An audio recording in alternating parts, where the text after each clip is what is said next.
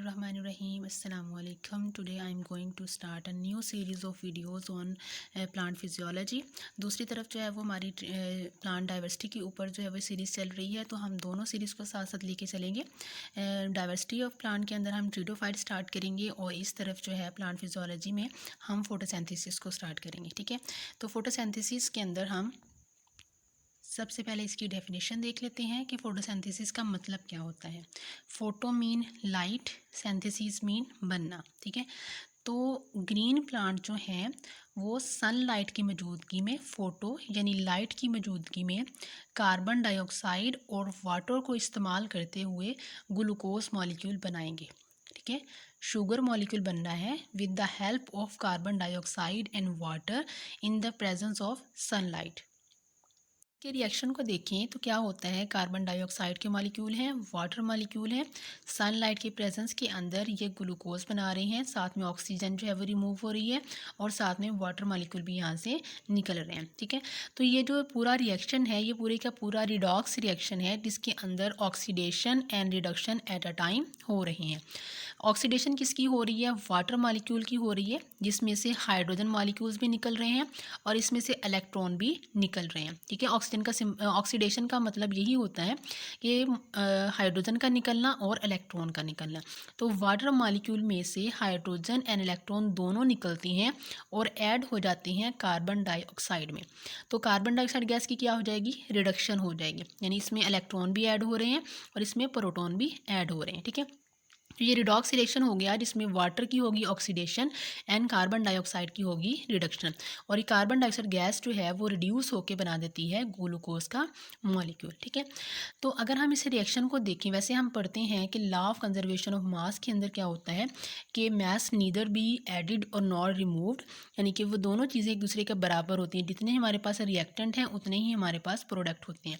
लेकिन अगर हम इस रिएक्शन की एनर्जी को देखें तो इस रिएक्शन के जो रिएक्टेंट हैं उनकी एनर्जी कम होती है, जो हमें फाइनल प्रोडक्ट हासिल होती हैं उनकी एनर्जी इनकी निस्बत थोड़ी ज़्यादा होती है। ठीक है, तो इसका क्या मतलब हुआ कि इस पूरे रिएक्शन के अंदर एनर्जी कहीं बाहर से भी आती है। ठीक है, और वो बाहर से आने वाली एनर्जी कौन देता है, सनलाइट देता है। ठीक है, हमारे पास जो मेजरेबल एनर्जी है जो हमने दी थी इन दोनों मॉलिक्यूल के ज़रिए वो है 673 किलो कैलोरीज।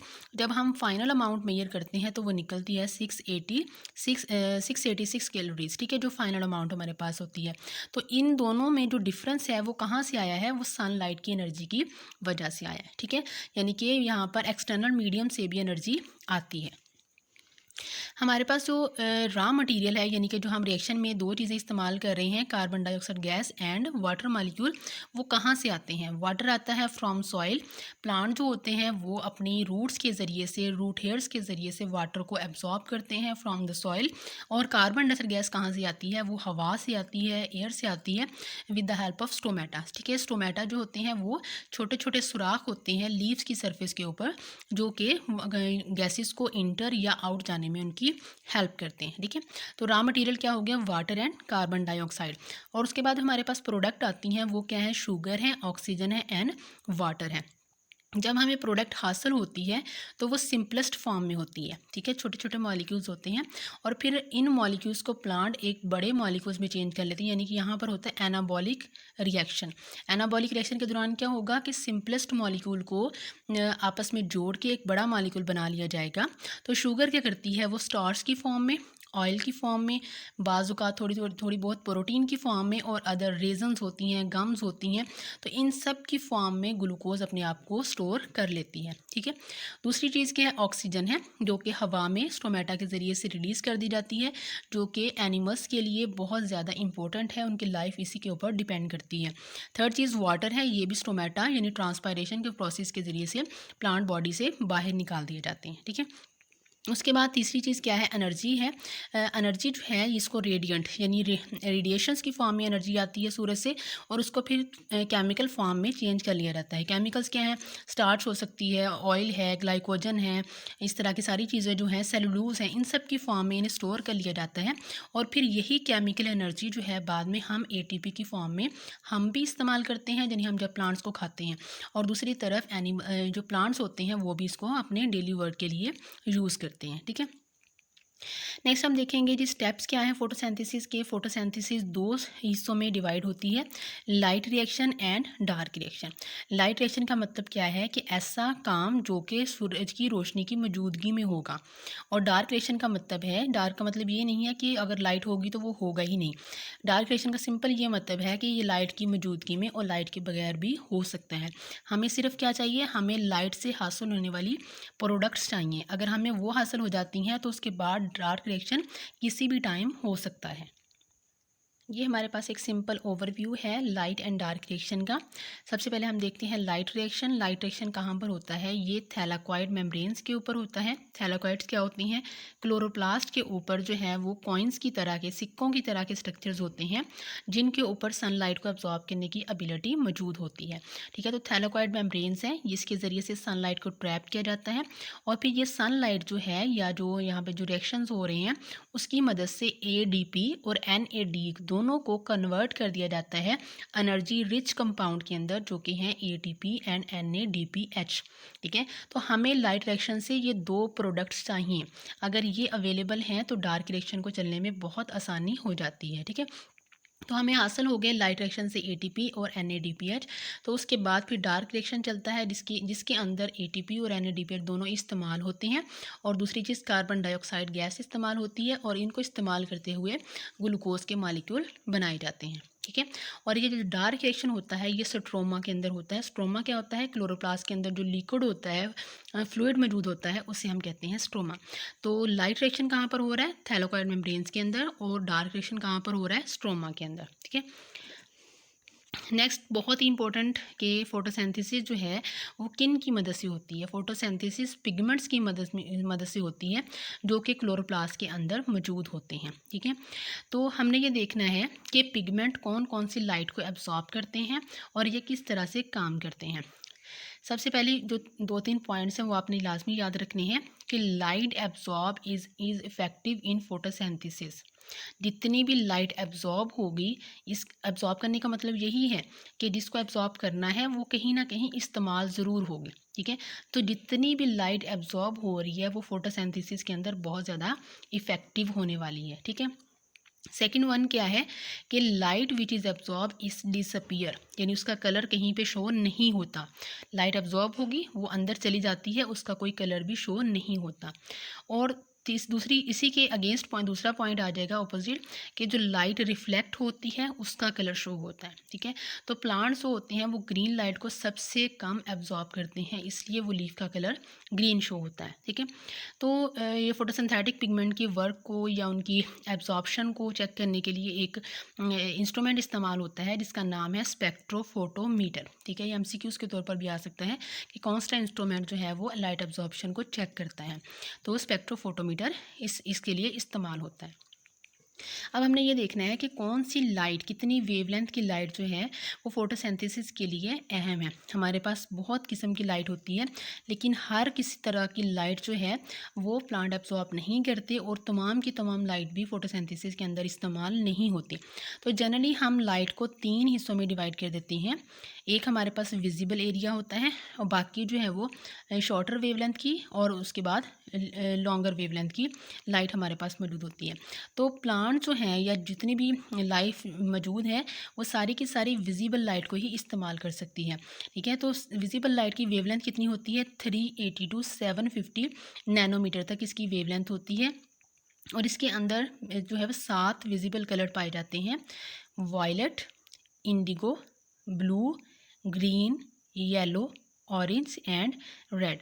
ये 7 कलर जो हैं वो पाए जाते हैं और प्लांट्स इन्हीं को ही इस्तेमाल करते हैं। ठीक है, तो 380 से जो लोएस्ट है उसमें गैमा रेज आ जाती हैं, एक्स रेज आ जाती हैं और अल्ट्रा वायलेट रेज आ जाती हैं। और 750 से अबव वाले जो हैं उसमें इंफ्रारेड, TV लाइट और रेडियो वेवलेंथ जो है वो आ जाती है। ठीक है, तो सबसे पहले हम देखते हैं गैमा रेज। गैमा रेज जो हैं उसकी शॉर्टेस्ट वेवलेंथ होती है। वेवलेंथ क्या है, जो हमें इस फॉर्म में हासिल होती है, यानी ऐसे अगर हम देखते हैं तो ये वेवलेंथ होती है। ठीक है, तो इसकी गैमा रेज की वेवलेंथ बहुत शॉर्ट होती है, बहुत पास पास होती है। ठीक है, और इसको रेडियोथेरेपी के अंदर बहुत ज़्यादा इस्तेमाल किया जाता है। उसके बाद जो वेवलेंथ है वो लॉन्ग होना शुरू हो जाएगी नीचे की तरफ, ठीक है। तो एक्स रेज की वेवलेंथ भी शॉर्ट होती है, लेकिन as compare to gamma rays इसकी वेवलेंथ ज़्यादा होगी, ठीक है, यानी थोड़ी सी ब्रॉड होती जाएगी ऐसे। उसके बाद आती हैं अल्ट्रावायलेट रेज, उनकी वेवलेंथ होती है 100 to 400 नैनोमीटर तक। जो अल्ट्रावायलेट है उसकी नेक्स्ट 3 टाइप्स होती हैं, ultraviolet A radiation, B radiation and C radiation. जो अल्ट्रावायलेट ए है उसकी वेवलेंथ होती है 315 to 400, जो बी है उसकी 280 to 315 होती है, और जो सी है उसकी 100 to 280 होती है। तो इनकी वेवलेंथ आहिस्ता आहिस्ता लॉन्गर होती जाएगी। हमने ये भी देखना है सॉरी हमारे पास जो है वेवलेंथ और फ्रीक्वेंसी का आपस में बहुत अहम कनेक्शन होता है। अगर हमारे पास वेवलेंथ जो है वो शॉर्ट होगी तो फ्रीक्वेंसी क्या होगी, ज़्यादा होगी, ठीक है। फ्रीक्वेंसी का मतलब क्या होता है कि 1 मिनट के अंदर कितनी वेवलेंथ गुजरती हैं, एक सेकंड के अंदर। तो अगर वेवलेंथ शॉर्ट होगी तो ज़्यादा गुजर जाएंगी, ठीक है। तो जितनी शॉर्ट वेवलेंथ होगी उतनी फ्रीक्वेंसी हाई होगी, 1 सेकंड के अंदर ज़्यादा वेवलेंथ गुजर सकती हैं। लेकिन अगर वेवलेंथ लंबी होगी, ठीक है, तो 1 सेकंड के अंदर कम से कम वेवलेंथ गुजर सकेंगे। तो अगर हमारे पास वेवलेंथ शॉर्ट है तो फ्रीक्वेंसी हाई होगी, वेवलेंथ लॉन्ग है तो फ्रीक्वेंसी कम होगी, ठीक है। तो ये दोनों एक दूसरे के ऑपोजिट होती हैं। नेक्स्ट 750 से अबव वाली आती हैं, जिसमें इंफ्रारेड आती है, रेडियो वेव्स आती हैं। इंफ्रा रेडिएशन जो है ये काफ़ी विजिबल होती हैं और उनकी वेवलेंथ बहुत ज़्यादा हाई होती है। ये तकरीबन 700 नैनोमीटर से 1 मिलीमीटर तक होती हैं, ठीक है। तो इनको हम डेली यूज़ कर सकते हैं, हीटर के अंदर इस्तेमाल होती हैं, कुकर्स के अंदर इस्तेमाल होती हैं, और शॉर्ट रेंज कम्युनिकेशन में इनको इस्तेमाल किया जाता है। फॉर एग्जांपल जैसे हमारे पास रिमोट वगैरह होते हैं उनके अंदर भी इसको इस्तेमाल करते हैं। तो नेक्स्ट है रेडियो वेव, इनकी फ्रीक्वेंसी सबसे हाई होती है, ठीक है। अगर हम वेवलेंथ सबसे हाई होती है, इतनी ज़्यादा हाई हो सकती है कि फुटबॉल ग्राउंड से भी लंबी हो सकती है, ठीक है। और शॉर्ट भी होती है, लॉन्ग भी होती है। अगर लॉन्ग है तो तकरीबन फुटबॉल का जो पूरा ग्राउंड है उतनी एक वेवलेंथ होगी, और अगर शॉर्ट है तो वो फुटबॉल के जितनी जो है वो उसकी वेवलेंथ होगी, ठीक है। तो तकरीबन हम कह सकते हैं ये 30 सेंटीमीटर से 1000 मीटर तक हो सकती है, ठीक है, इतनी इसकी वेवलेंथ होती है। अब जो है वो नेक्स्ट देखते हैं जी फोटोसिंथेटिक पिगमेंट। फोटोसिंथेटिक पिगमेंट कौन कौन से होते हैं, सबसे अहम जो है वो हम यहाँ पे देखेंगे chlorophyll A, chlorophyll B, carotenoid. Carotenoid जो है उसकी 2 टाइप्स होती हैं, कैरोटीन एंड जेंथोफिल होती हैं। अब जो क्लोरोफिल ए है उसका कलर होता है ब्लू ग्रीन, क्लोरोफिल बी है उसका कलर है येलो ग्रीन, कैरोटीनॉइड है उसका कलर होता है, इसमें 2 टाइप्स हैं, कैरोटीन का कलर होता है रेड टू ऑरेंज, और जेंथोफिल का कलर होता है येलो टू ऑरेंज, ठीक है। अब आपने इस चीज़ से याद रखना है, इनके कलर से याद रखना है कि इन्होंने कौन कौन सी लाइट एब्जॉर्ब करनी है। अगर हमारे पास क्लोरोफिल ए है तो उसका कलर क्या है, ब्लू ग्रीन। इसका मतलब है कि इन दोनों कलर्स को छोड़ के बाकी तमाम कलर ये एब्जॉर्ब कर सकते हैं, ठीक है। यानी कि जो कलर एब्जॉर्ब होता है वो शो नहीं होता, जो रिफ्लेक्ट होता है वो शो होता है, ठीक है। तो इसका मतलब है कि इसका कलर ब्लू ग्रीन है, तो इसका मतलब है कि इसने ये दोनों लाइट एब्जॉर्ब नहीं करनी। क्लोरोफिल बी है तो इसका कलर है येलो ग्रीन, तो ये इन दोनों कलर्स को एब्जॉर्ब नहीं करेगा। कैरोटीनॉइड में भी सेम ऐसे ही है, रेड ऑरेंज ये एब्जॉर्ब नहीं करेगा, और ये येलो टू ऑरेंज एब्जॉर्ब नहीं करेगा, ठीक है। अब देखें यहाँ पर इन दोनों रेड ऑरेंज और येलो ये तीनों कलर यहाँ पर नहीं है, ठीक है। तो इसका मतलब है कि जो कलर ये एब्जॉर्ब नहीं कर सकते वो ये कर लेते हैं, और जो कैरोटीनॉइड और जेंथोफिल एब्जॉर्ब नहीं कर सकते वो क्लोरोफिल ए और क्लोरोफिल बी एब्जॉर्ब कर लेते हैं, यानी तमाम मिलकर तमाम कलर्स की लाइट को एब्जॉर्ब कर लेते हैं, ठीक है। अब नेक्स्ट हमने देखना है इनका एब्जॉर्प्शन एंड एक्शन स्पेक्ट्रा, वो क्या होता है। एब्जॉर्प्शन का मतलब में हमने क्या देखना है कि हमने एब्जॉर्प्शन चेक करनी है कि जो हमारे पास पिगमेंट्स मौजूद हैं, ये जो चारों पिगमेंट्स हैं, ये पिगमेंट्स किस तरह की वेवलेंथ को एब्जॉर्ब करते हैं, कौन कौन सी वेवलेंथ की लाइट को ये एब्जॉर्ब करते हैं। जो एक्शन स्पेक्ट्रा होता है उसमें हमने ये देखना है कि फोटोसिंथेसिस के अंदर इफ़ेक्टिव या जो मतलब एक्टिवली काम कर रहा है पिगमेंट वो कौन सा है, ठीक है। एब्जॉर्प्शन के अंदर हम सिर्फ ये देखेंगे कि कौन सा पिगमेंट कितनी वेवलेंथ की लाइट को एब्जॉर्ब करेगा, और एक्शन के अंदर हम ये देखेंगे कि फोटोसिंथेसिस के अंदर कौन सी लाइट या कौन सी वेवलेंथ की लाइट इफ़ेक्टिव है और कौन सा पिगमेंट इसको इफेक्टिव बना रहा है, ठीक है। सबसे पहले हम एब्जॉर्प्शन स्पेक्ट्रा देखेंगे। ये दोनों एब्जॉर्प्शन स्पेक्ट्रा की ही मैंने डायग्राम बनाए, लेकिन मैंने क्लोरोफिल ए का, क्लोरोफिल बी और कैरोटीनॉइड का अलग अलग बना दिया है। ठीक है, हम इनको इकट्ठा भी बना सकते हैं, लेकिन मैंने आप लोगों की आसानी के लिए थोड़ा सा इसको जो है वो एक्सपेंड किया। सबसे पहले हम ये देखते हैं कि क्लोरोफिल ए कौन कौन सी लाइट को अब्जॉर्ब कर रहा है। इस साइड पर ये हमारे पास एक्स एक्सिस है, ये हमारे पास वाई एक्सिस है। जो एक्स एक्सिस है उसके ऊपर हमने क्या रखा है, वेवलेंथ को रखा है, यानी वेवलेंथ स्टार्ट हो रही है 400 से 750 तक यहाँ पर वेवलेंथ है। ठीक है, और दूसरी तरफ लाइट की एब्जॉर्प्शन है, यानी कि लाइट कितनी ज़्यादा एब्जॉर्ब हो रही है। ठीक है, तो क्लोरोफिल ए यहाँ पर देखें हमारे पास 400 जो है वो उसमें कलर होता है वॉयलेट कलर। ठीक है, उसके बाद से कलर आ जाते हैं ब्लू एंड ग्रीन। तो क्लोरोफिल का अपना कलर क्या होता है, ब्लू एंड ग्रीन होता है। तो यहाँ पर देखें ग्राफ के अंदर ब्लू और ग्रीन बिल्कुल लोएस्ट हैं। तो इसका मतलब है कि chlorophyll A blue and green light को एब्जॉर्ब नहीं करता, बाकी कलर्स बड़े इफेक्टिवली एब्जॉर्ब कर रहा है। ठीक है, बाकी दोनों तरफ पीक्स हाई हैं, यानी रेड कलर को भी बहुत अच्छे से एब्जॉर्ब कर रहा है और वायलेट कलर को भी बहुत से अच्छे से एब्जॉर्ब कर रहा है। ठीक है, दूसरी तरफ अगर हम देखें क्लोरोफिल बी एंड कैरोटीन है, यहाँ ये दोनों के लिए शो किया है मैंने, कैरोटीन जो है कैरोटीनॉइड के लिए। जो ब्लू कलर वाला है ये क्लोरोफिल बी है और ऑरेंज वाला कैरोटीनॉइड है। तो क्लोरोफिल बी भी ऐसे देख लें कि क्लोरोफिल बी का अपना कलर क्या होता है, येलो ग्रीन होता है। तो येलो ग्रीन के ऊपर इसकी पीक क्या है, बहुत ज़्यादा लो है। तो इसका मतलब है कि येलो ग्रीन को छोड़ के बाकी तमाम कलर ये बड़े अच्छे से एब्जॉर्ब कर रहा है। इस तरह से कैरोटीन है, कैरोटीन में दो है हमारे पास, यानी तीन कलर्स आ जाते हैं ना, क्योंकि रेड ऑरेंज और yellow orange, yellow orange and red, इन तीनों के लिए बिल्कुल भी वेवलेंथ यहाँ पे मौजूद नहीं है। इसका मतलब है कि इन तीनों को ये बिल्कुल भी एब्जॉर्ब नहीं कर रहा, बाकी कलर्स की लाइट को ये अच्छे से एब्जॉर्ब कर रहा है। ठीक है, तो एब्जॉर्प्शन स्पेक्ट्रा हो गया, यानी कि कुछ वेवलेंथ क्लोरोफिल ए ने एब्जॉर्ब कर ली, कुछ बी ने एब्जॉर्ब कर ली और कुछ जो है वो कैरोटीनॉइड ने एब्जॉर्ब कर ली, और तमाम तकरीबन कलर्स ऐसे तीनों मिलकर एब्जॉर्ब कर लेते हैं। ठीक है, तो ये हो गया एब्जॉर्प्शन स्पेक्ट्रा। लेकिन अगर हम एक्शन स्पेक्ट्रा देखें तो एक्शन स्पेक्ट्रा जो होता है वो सिर्फ़ और सिर्फ क्लोरोफिल ए का होता है। इसकी वजह क्या है, इसकी वजह ये है कि अगर हम रिएक्शन सेंटर देखें, रिएक्शन सेंटर क्या होता है, ये हमारे पास फॉर एग्जांपल क्लोरोप्लास्ट है। क्लोरोप्लास्ट के ऊपर क्या होती हैं, थैलाकोइड मेम्ब्रेन्स होती हैं। थैलाकोइड मेम्ब्रेन के ऊपर लाइट रिएक्शन होता है। ठीक है, इस जगह पर, तो ये इस चीज़ को हम कहते हैं रिएक्शन सेंटर। तो रिएक्शन सेंटर के ऊपर सिर्फ और सिर्फ क्लोरोफिल ए मौजूद होता है। तो हम ये कह सकते हैं कि मेन फोटोसिंथेटिक पिगमेंट कौन सा है, क्लोरोफिल ए है। बाकी हमारे पास क्लोरोफिल बी है, कैरोटीन, ज़ैंथोफिल, ये सारे के सारे एक्सेसरी पिगमेंट्स हैं जो कि क्लोरोफिल ए की मदद करते हैं। यानी कह लो जैसे एंटीना होता है ना, एंटीना लगा होता है जो लाइट को या रेस को कैप्चर करता है। तो ये जो एंटीना कम्प्लेक्स है यहाँ पर बाकी मौजूद होते हैं, बी कैरोटीन सारे मौजूद होते हैं। तो यहाँ पर तमाम मिलकर लाइट को एब्जॉर्ब करते हैं। ठीक है, और फिर आगे किसको भेज देते हैं, क्लोरोफिल ए को भेज देते हैं।